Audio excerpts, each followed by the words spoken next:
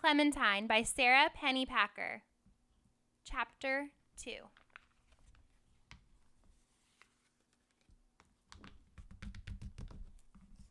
Margaret was waiting for me in the lobby of our apartment building when I got off the bus after school. I showed her my picture. "Ugh!" she screamed. "I look like a dandelion!" That's how good of an artist I am. Everyone always knows what it is. Dandelions are beautiful. I pulled her into the elevator, which has mirrors on all sides, so she could see. Margaret shook her head.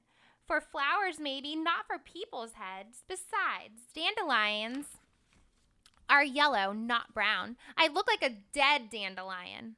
Then she brightened up a little. Maybe that would help if my hair were yellow. Then she took a long I wish look at my hair in the mirror, or red. And for the first time that day, I saw Margaret smile.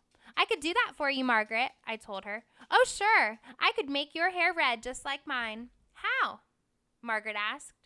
I'd been so happy to see Margaret smile that I'd forgotten to figure out that part. But then a great idea popped into my head. I'm lucky that way. Great ideas are always popping into my head without me even having to think them up.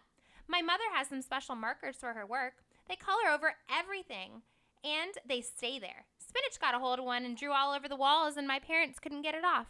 They had to paint the room over. That's how permanent those markers are. Okay, fine. My brother's name is not really Spinach, but I got stuck with a name that is also a fruit, and it's not fair that he didn't. The only thing worse than a fruit name is a vegetable name. So that's what I think he should have. I've collected a lot of names for him. "Spinach did that?" Margaret said. "The easy one?" I squint-eyed her. "The easy one." "That's what my mother calls him. She says it's a good thing that your parents got the easy one after you. Same thing as in my family. But I'm the easy one. She says when there are 2 kids in a family, there's always an easy one and a hard one. I guess it's a rule." "Oh, yeah," I said. I knew that. But I didn't. "So how about those markers?" Margaret reminded me. "Okay," I said. "If the easy one could use them, I guessed the hard one could too. Let's go." And then we pressed B for basement, and we rode down to my apartment. I ran into the kitchen and climbed up onto the counter and grabbed the box of markers from where my mom had hidden them and jumped down. Before I left, I yelled to my mother in the living room, "Hi, Mom! Everything went great at school. I was really paying attention, and now I'm going to play with Margaret because everything's fine with Margaret. No problems. Bye." Just so she wouldn't worry. And then I ran back out to Margaret in the elevator. She looked through the box and pulled out a marker named Flaming Sunset. Then she took off the cap and held the marker up against my hair. "Perfect," she said. "Let's go up to my apartment." I'd forgotten about that part too. "Is your mother still mad?" I asked. "Yep," but she took 3 aspirin and went back to work. Only my brother's home. So I said okay, and we rode the elevator up to Margaret's apartment, even though I don't like Margaret's room. One reason I don't like to go there is mascara. Mascara always hides under Margaret's bed and hisses because he hates everyone except for Margaret. But sometimes I can see his tail or one paw, and then I don't feel too sad because it reminds me of my old cat, Polka Dottie, who died. Last year, Polka had 3 kittens in my bureau drawer, which luckily I always leave open. My parents let me name them. Since I have discovered that the most exquisite words in the world are on the labels that you find in the bathroom, I carried the kittens into the bathroom and looked around until I found them beautiful names. Fluoride and Laxative went to live with people who answered the "Free kittens, hurry" ad that my dad put in the newspaper, which was unfair to Polka because they were strangers. Then Margaret's mother said, "All right, Margaret, you can have a kitten as long as you take care of it yourself." And that was good because at least Mascara would be living with someone Polka knew. Except then Polka Dottie died. So now Margaret has a cat that's just fine, and I don't. But the main reason I don't like to go to Margaret's room is that it makes me feel itchy. I feel itchy in Margaret's room because it looks like a magazine picture. Everything matches, and everything is always exactly where it's supposed to be, in straight lines. Plus, nothing in her room is broken, and it's all clean, and not a speck of dirt is allowed into her room. Actually, Margaret looks like a magazine picture, too. Her hair is always combed. Well, it used to be. And her clothes always match, and I think she probably sleeps in her bathtub because I've never seen a single smudge of dirt on her. I like her anyway, but it's not always easy. Remember the rules, Margaret said at her bedroom door.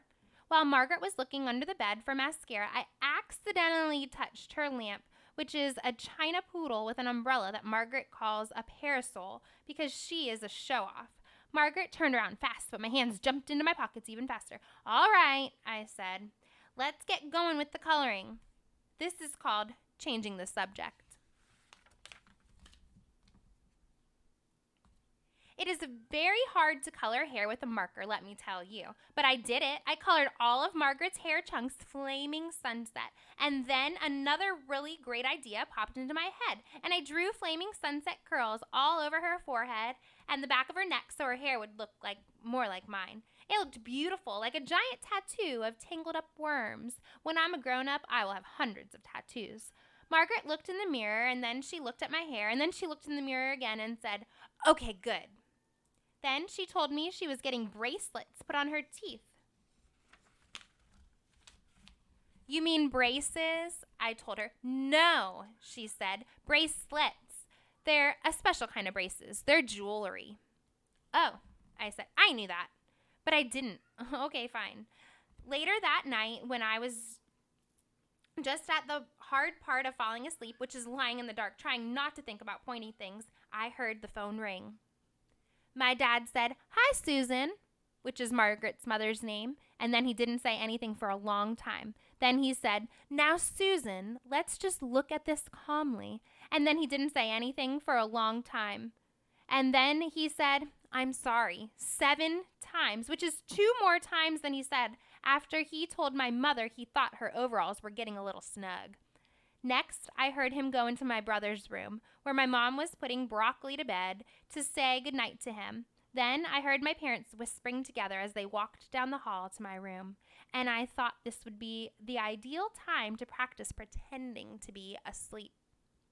I could feel them standing in my doorway, probably thinking, this hard one is a lot more trouble than the easy one. Then my dad said, "I really think Clementine was just trying to help her." Margaret wanted hair like Clementine's. You know she's always been a little jealous. That was the craziest thing I'd ever heard because Margaret is perfect. But I couldn't tell them this because an important part of pretending to be asleep is not talking.